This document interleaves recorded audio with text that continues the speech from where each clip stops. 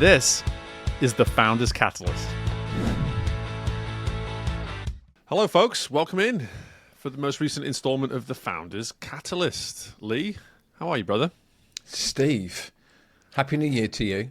And to you. This episode's going to go out in February, so... We're recording this on the 24th of January, and this is the first time we've seen each other this year. That's right. That's right. Happy New Year. And to you, brother, and to you. And we're going into one of our little sprints of compiling episodes that we will eventually release slowly. But the theme and focus of today is something that I personally not only speak on, but provide workshops on. And I know that you're incredibly passionate about in the work that you're doing with founders and leaders. And it's this notion of coaching as a leadership style. And I actually want to just open up immediately and help folks from, this is just my perspective from the just coming out of the gates here, just, okay, I look at coaching as a leadership style simply because it is. and I think sometimes we try to get really complex and unnecessarily just break these things apart and try to separate things where they need to be separated. And it's like leadership is the umbrella, and there's many styles of that with underneath that umbrella, and coaching falls under it. It is not its own umbrella. It is not. It is in some ways, but in this case, it's not. I do believe it is a way of leading, and it is something that can be incorporated along with other leadership traits and approaches.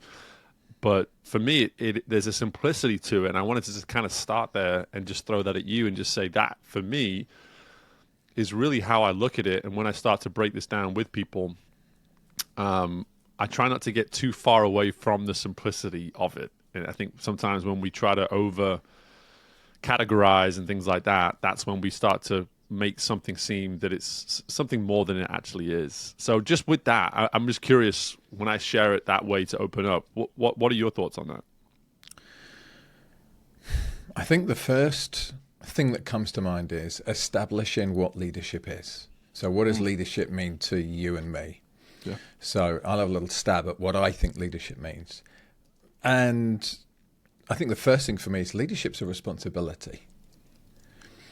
As leaders, we have a responsibility to the people that we lead. And that, for me, is their well-being and their future.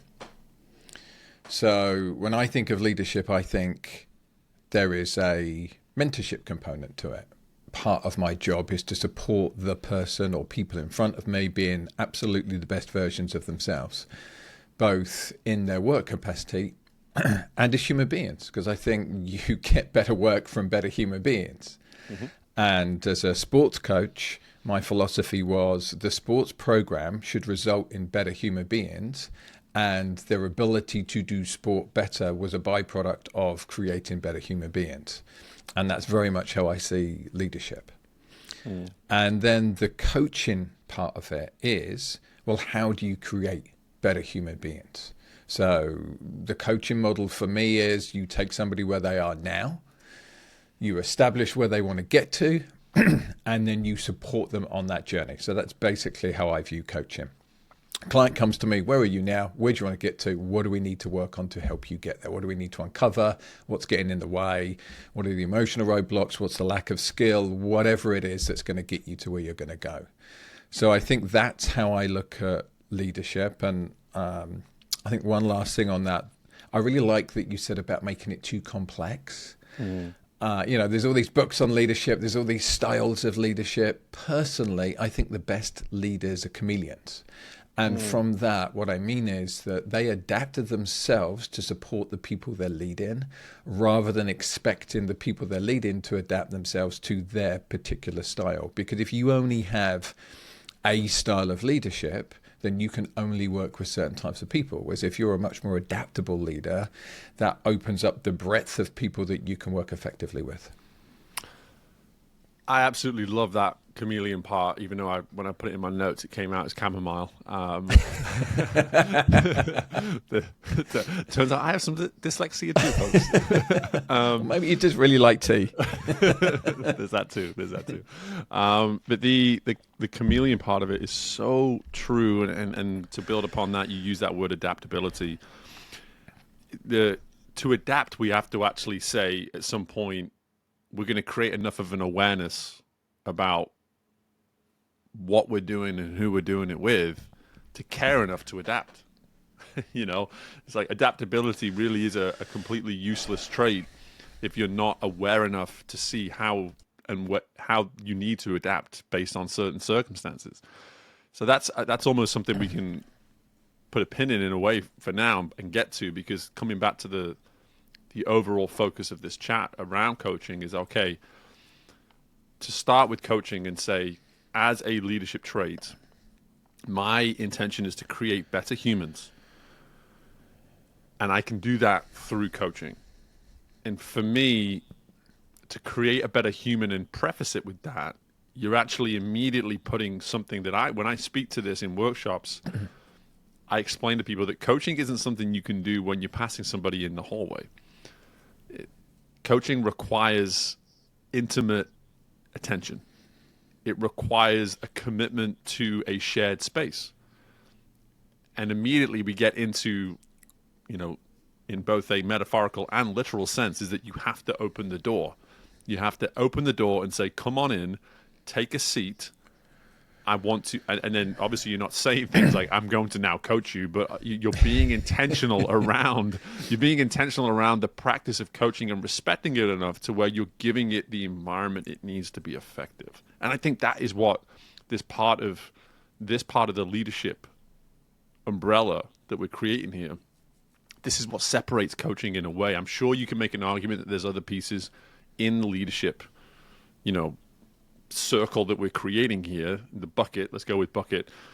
But at the same time, I don't think there's anything that falls under leadership in terms of the trait itself and the many qualities within it that demands the type of attention in a one-on-one capacity that coaching does. I think all the other parts, you can make an argument that there's ways to do it in passing or in groups, but that's what separates coaching for me, is that need to create the shared space and the intimacy that comes around it, especially when you create stakes like creating a better human. That is not a low stake outcome. That is a very high stake outcome.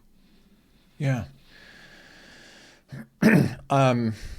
Look, if you're so we'll go back to the coaching model, taking somebody where they are now, supporting them in where they want to get to, that requires a deep understanding of the other person. You have to spend time with them, as you're saying, Steve.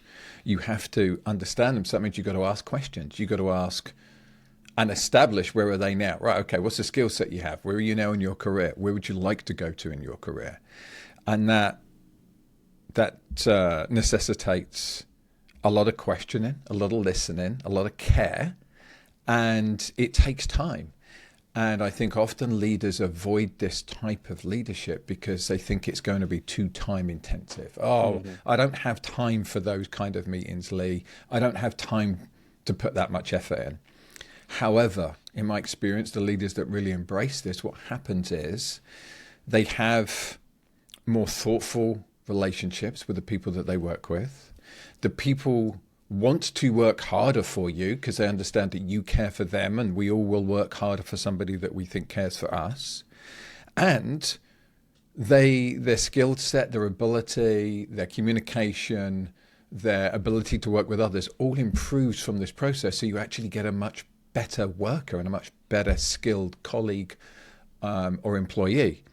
So it's a bit front loaded with the effort that you have to put in. But once you get good at doing this, it doesn't take too much, and you can get very skilled at supporting people progressing much faster. And one of the things I want to address, some of the pushback I get from people is, well, then they'll want to leave me. Then they'll get too good and they want to go somewhere else. Maybe. However, I think as decent human beings, our job is to help people be the best versions of themselves. And all I ever see is positive rewards of that. Even if they do leave you, they will speak kindly of you. They will encourage other people to come and work with you. The sports coaches that have worked with me, all of them have spoke so well of me that other sports coaches have wanted to come and work with me and partner with me and apprentice with me. And I was never lacking for coaches that wanted to do that. So I think it's one of those things, I'm not sure I believe in karma as such, but it's one of those things where when you put good into the world, good comes back. Mm-hmm.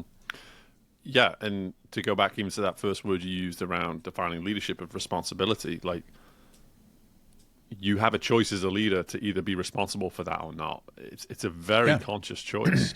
Every single day you show up, you get to take that thoughtful approach if you so choose. If you want to make it about numbers and metrics and outcomes and drive everything around you towards that, that's fine. A lot of successful businesses out there that have done that. There's ways of leading that allow you to do that successfully. But if you're in it for those reasons, this is the irony of everything you're speaking to here about that possibility of someone walking away from you. The data shows, all the research shows that environments like that drive people away much quicker than environments where you're thoughtful and willing to build relationships. Yeah. It's all there. You know, you can simple chat GPT search right now. Give me examples of one versus the other. It's a very favorable argument for what we are putting out here right now. And something that I think is really important that we build upon is this front-loading approach, is that it is in fact something that you have to dig deep. You have to dig a big enough hole to build a strong enough structure with this kind of work on the front end to then build it up. But I almost see it as like I can't help but sort of visualize like the Eiffel Tower, because the Eiffel Tower, the higher and higher it goes, it's not as wide. It gets narrower, Steve. Narrower. Come on. Good grief. Good grief. This dyslexia is real, man.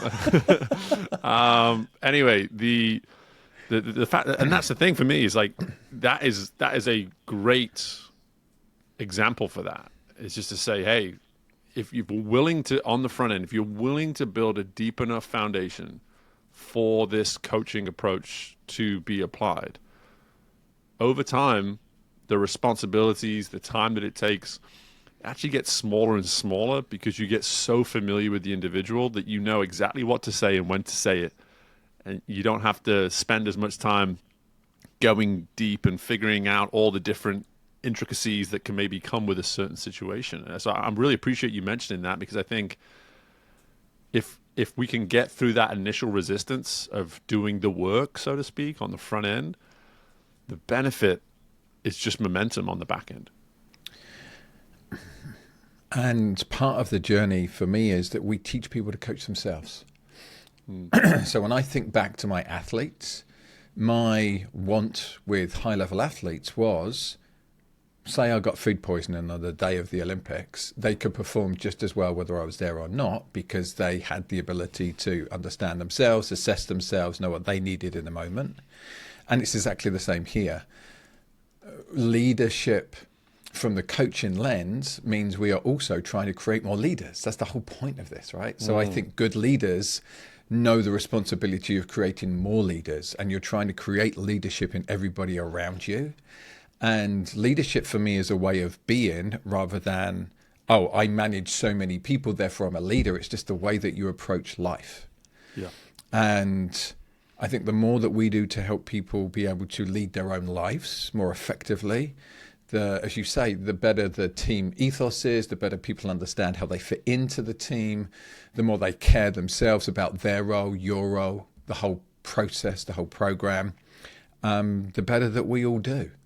Mm-hmm. So there's just no net negative for this in me. It's just, it's just people accepting that as leaders, they have to upskill themselves to have the skills to do this coaching, and that they have to put the time into it.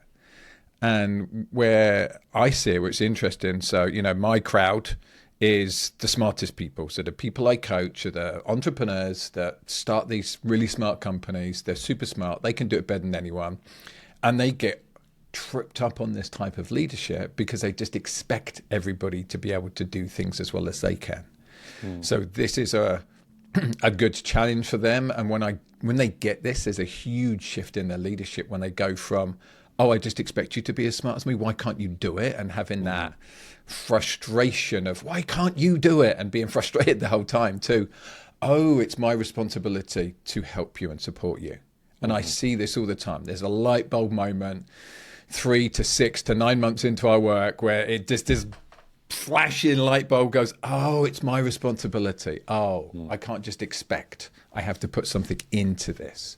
And once they do it, they enjoy their work so much more as well, because they understand the responsibility and they get the responsibility of, oh, I'm part of this. We're part of this. Yeah. Yeah. This is one of those moments while we're talking that we could probably just keep analyzing it for another 15, 20 minutes. And I want to get really practical now for folks, because I'd like to believe someone's listening right now. Like, you've got me, guys. I'm in. Like, I'm going to start coaching more. Where the heck do I start? And so for me, starting with that shared space is so important. Truly blocking out the amount of time that you need to initially build this foundation and build this level of trust with an individual, be able to get clear enough with them, and for them to be able to feel comfortable enough to open up and share with you. That's a great start. And I'm going to take a stab at in terms of what I actually teach in these workshops that I do. The first word I start with is curiosity, but I challenge the room to better define it. Like, curiosity isn't just simply like, what's going on? How, and it's not a wondering. We're not just wondering what's going on. We have to drive some form of intentionality around the curiosity.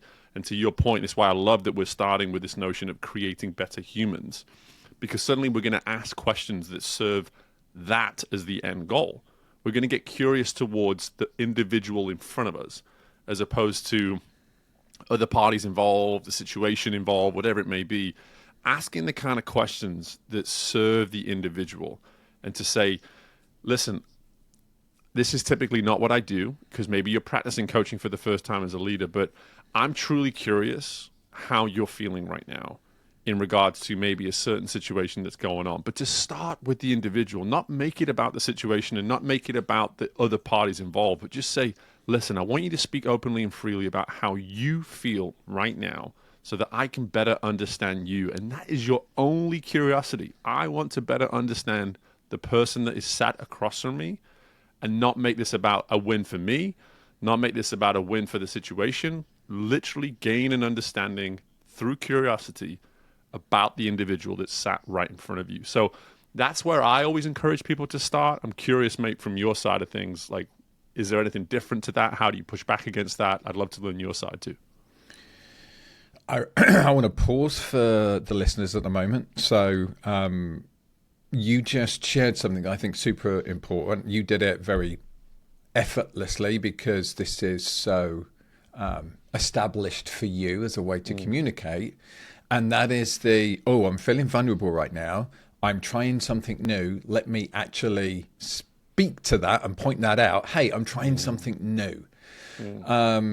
I'm so glad you mentioned it. Yeah, I think this is super important, because often as leaders, one of the things that gets us is we expect everybody to expect us to know what we're doing and that we're really good at it. And then we get caught in these binds of, I don't want to try something new because I don't want to look stupid. Or if I'm going to do something new, I want to pretend I know what I'm doing.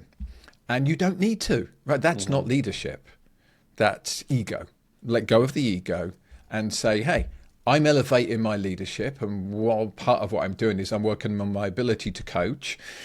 This might be a bit clunky, but we're going to give this a go, and I'd love some feedback from you. Yeah. And then, so that's an encouragement to you kind of newer leaders or even more established leaders who are curious about this mode of leadership, to be okay with sharing that, number one. And then number two, go back to the coaching model. Where are you now? Where do you want to get to? What needs to change in the way? So you have to start with curiosity to establish where you are now. And I think of it like this roadmap, right? What is the current roadmap for this person? What's the stuff that gets in the way, right? You want to get to being a leader yourself, or you want to be a founder at some point and run your own company. Okay, where are you now? What skill sets do you have now? What emotional abilities do you have now? What leadership skills do you have now? And where have you got to get to? And the other thing that we haven't quite spoken to here is how driven that needs to be by the person themselves. I couldn't turn somebody who was gifted but didn't want to be a world champion into a world champion.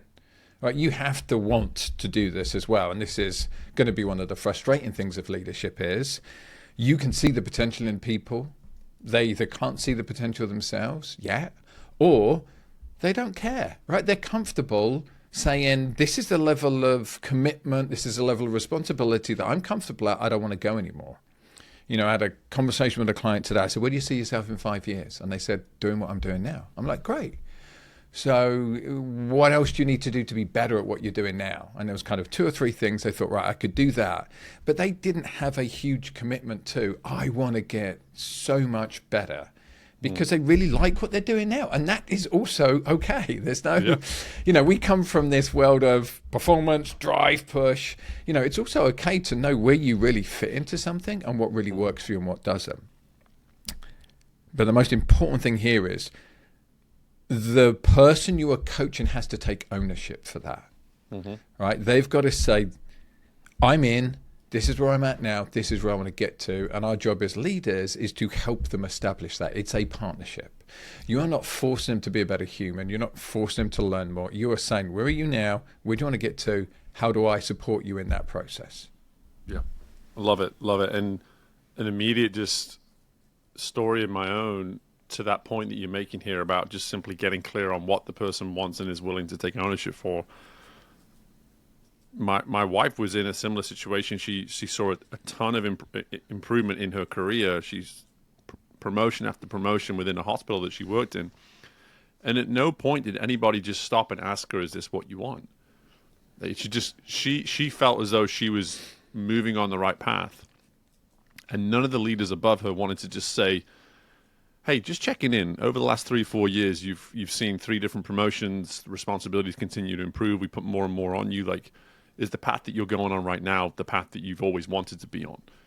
I think if someone had asked her that, she would have actually slowed down. I really do. And I think she would still be working with that company as well. She's not anymore. She's found a new career and a new way of going about things in the last year and a half, which has led to her being so much more happy in what she does. And the irony here is that now she's looking at it through that lens, and she herself has taken ownership for sharing that with her current employer. It's just like, hey, listen, this is the rate that I'm trying to develop at. This is what I want. And she happens to be working somewhere where the leaders are doing a phenomenal job of asking those kind of questions. But my point being is that when we don't take intentionality around this work, that initial example that I gave is likely going to be the outcome. You push, you push, you push. You see someone that's high performer. You assume that because of their potential, if you keep pushing them, they're going to get to where they want to get to. But at no point did you ever just press pause and just say, wait a second. Is this where you want to get to? Is the rate that we're getting there comfortable for you? Are you uncomfortable right now? Are we pushing you at a rate that is actually leading you to question if this is the path that you want to be on? And that's the beauty of coaching, is that it forces you to use checkpoints along the way. It ensures that you're taking the time to ask the right kind of question before it's too late, because an exit interview is the wrong time to ask that question. It's too late by that point. So like, again, this, for a leader, an owner, an entrepreneur, a founder listening to this right now, you can press pause at any point on the journey with any member of your team and start the coaching process. And I'm so grateful that you even acknowledged just like the clarity that I speak to that, as I spoke to that with earlier. But to just simply say, listen, I know you've known me for however many years at this point, and this is completely out of left field in terms of how I do this. But I was listening to these couple of British blokes have a chat the other day, and they suggested something that I'm really curious about actually doing with you, and I'd love to give it a try and just give me some grace here. But I've got a couple of powerful questions that I'd love to ask you and just get a feel from you. Are we where we're supposed to be heading right now? Are you comfortable on the path that we're going on? And also, where is it you actually want to get to eventually? Because I'd love to learn more about that. I mean, you don't even need to set it up like that. Just do it and see how people react. Right? I know. I'm trying to make people feel as though they can be as protected and comfortable as possible going into an initial conversation. Yeah, I don't think it needs to be that broken down. But if anyone's really just like, I don't know, guys, it's just like just give yourself like a room full of pillows in terms of as much comfort as you possibly can on the front end. Room full of weighted blankets. There you go. Yeah, I think one of the fun things in life when we are elevating ourselves and we're working on ourselves is to try these things and see if people notice. Right? Do you notice that I'm leading differently? Like, is there a difference in the way that I show up? Without asking for it, and to see if people start commenting, hey, boss, there's something different about you right now. Yeah. One thing we haven't quite spoken to yet is one of the hooks or the pitfalls that we could have of this style of leadership. And you were kind of alluding to it in what you were saying. And I want to really bring it in. And that is, it mustn't be driven by us. So here's the really hard thing about coaching as a leadership style. You can see the potential, or at least you think you can see the potential. You think you see what somebody else wants. You have to let go of that. If I, doing what I do now, working with the people I work with now, if I had outcomes that I desired for all of these people, I would drive myself insane because they don't move at the speed I think they're capable of moving at, or they don't want what I think they should want. Right? My job is to keep letting go of outcomes and keep supporting them in them getting much clearer about what they want. And it's my job to support that. And I think it's the same as a leader as well in an organization. Instead of like the example you shared of your wife of, oh, just keep promoting you, great. And I lived through this as a real estate agent. I kept getting promotions. I kept getting more money. I hated it by the end. I hated that career by the end because nobody ever stopped me and said, what do you actually want to do, Lee? Is this really serving you, or what is it you want to do, or where do you want to be? Everyone just kept saying, do you want more money? I was like, okay, yeah. And I realized that money wasn't a motivator for me, or enough of a motivator for me. So I think it's that part of letting go of you needing to tell people what they should be and who they should be and where they should go, and even what a better version of them is, and supporting them in establishing what that is and supporting them on their journey. Even if they say, you know what, in 3 years' time, I want to leave here and I want to go and head out a department somewhere else, or I want to leave here and I want to go and start my own business. You know, as a founder, you will have people. If you're a smart founder who has a good reputation, I guarantee you'll get people that want to come and work with you because they want to learn from you to go and open their own business. Yep. And for me, there's no greater compliment. Yep. As a cycling coach, 5 of the associate coaches I worked with went and opened their own cycling coaching businesses. And instead of being angry, like, these buggers, why would they go and do that? And it's horrible, and they're taking my clients. I was immensely proud because for me, that's my job done, right? I've sent them off into the world. They can go and be successful themselves. Yeah. And I think it's the same here because it tracks so much talent to your organization because people want to be around you and they want to work with you and they want to learn from you. Yeah. And some of them are going to be lieutenants and they're going to stay with you for 20, 30 years. And some of them are going to be entrepreneurs who are like, thanks, boss, I got it. I'm going to go do this myself. And I guarantee you're going to be proud of them. So I just really want to iterate this point of letting go of the ownership yourself as a leader and putting that ownership on them. Let them drive that. What do you want? Where do you want to get to? What do I and the organization need to support you in to get in there? Yeah. Yeah. And I think it's a great way to really capture the power of coaching as a leadership trait is to simply say, do you want your folks to take ownership for the direction that they're trying to go on? If you do, and to me, as I say that, I'm like, why wouldn't a leader want that? In my mind, I'm like, okay, well, a great place to start with that journey is implementing coaching within your way of leading to start with. And something I want to speak to as well on that point that we're making here is I've done a lot of personality tests over the years, and intuition, if it's not number one, it's always very high up on anything that comes back with me. And that intuition has served me well in life. It's easily the hardest part of coaching for me, is that intuitively, a lot of the time in the work that I do, I'm already seeing what's best for the client before they see it themselves. And I am not being paid to tell them that. I'm not. And it's really hard because I'm like, I want this for you. I really want this for you. And I know you want it too. But me telling you that is nowhere near as powerful as you figuring that out for yourself. It doesn't, folks. It doesn't come close. It's apples and oranges. Receiving advice and insight from a leader versus giving someone the space to figure it out and see it for themselves. You talk about ownership, empowerment. That's the difference. And for us in our work, and I'm curious even to hear if you struggle with that too, at least battle it, not struggle with it. I actually don't struggle with it. Take a guess, knowing me, Steve, whether that's something I struggle with. Yeah, I don't even know why I asked it like a question. But that's the thing for me, mate. It's like in our world, you just sit there all the time and you're like, I think you already know what you need. You're not ready to see it, and that's fine. And I know that me telling you that isn't going to be nowhere near as effective and impactful as you slowly figuring it out for yourself. Yeah. Sometimes that can be later in the session.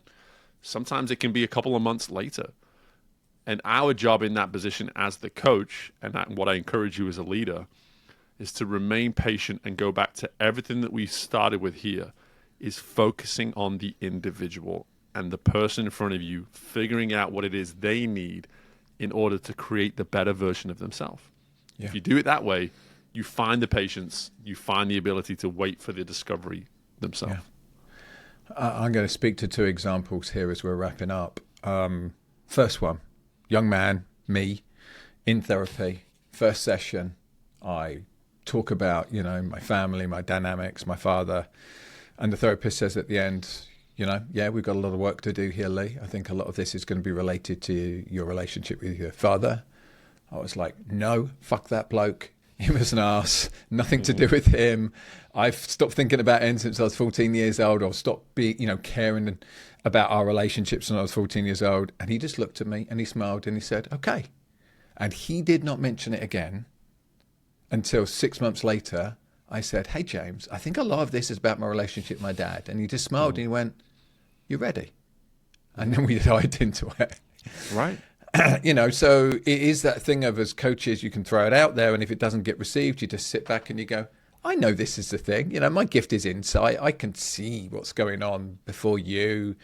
And I don't say that in a cocky way. It's just that's what I'm born with. And also I have all this information it's just passionate information. You've given me all the information. You're there. You're still tied up in it. It's so much easier to see other people's stuff than our own. And then having an opposite experience in couples therapy, where the couples therapist keeps trying to tell me what's going on for me, and it's wrong. And it just made me angrier and angrier, to the point that we fired the therapist. I'm like, I don't need you to show off to me and try to guess what's going on. I need you to give me the space. I'll get there. I'm not stupid. I'm going to get there. I need the questioning and the space to get there. And that feels very supportive to me. When you're just throwing stuff at the wall, trying to get it, and it's wrong, all that's doing now is not giving me space, making me shut down and making me angry.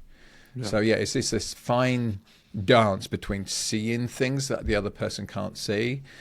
I had a very good manager when I was young. Shout out to Brian Huggins of Fox & Sons, now owns his own company, Elliott's in Brighton. And he was very good at walking you down that path. So he'd walk with you, and he wouldn't push you, or he wouldn't run ahead of you. He would walk down the path and he'd kind of ask the questions, and you get there and you go, hey, Brian, I think it's this. And he'd go, oh, really, Lee? Yeah, surprising. And he knew months ago, right? He knew before the conversation started. And he was very good at leading in that way. And I'm so grateful for that early example of this leadership of, I'm going to be with you rather than in front of you or behind you, kicking you up the butt. Yeah.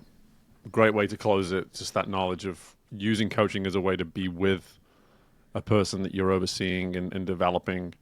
And just a few bullets here of just understanding that if you start with creating better humans, and that you are a leader whose true intention is to develop more leaders, coaching is a great tool. It's a great place to start. And it allows you to create this space where you can truly get a better understanding of where a person's trying to get to and create the ownership that they themselves need to take in order to get there. A couple of other pieces I'm sure that you would have taken from that, but just trying to capture that as concisely as possible here at the end. And I think we will revisit this topic periodically within this show. It's too important not to. I'm also really curious as well, if you are listening to this, what you took from it and what other questions you have now having heard us walk through it, because I think those questions will immediately drive future discussions between Lee and myself to better providing a product for you that's going to make you the leader that you are capable of becoming. And that's what we're most passionate about with this show. So unless you've got anything else, my brother, that's it from me. I think the one thing I want to leave people with is this, for me, is the difference between a manager and a leader. A leader takes responsibility for developing the people around them. A manager just manages people, manages the schedule, manages the work they're doing, but doesn't take the responsibility aspect of, I'm here to help you develop. So be a leader, not a manager. Love it. Until next time, folks, we appreciate you. Thanks for listening.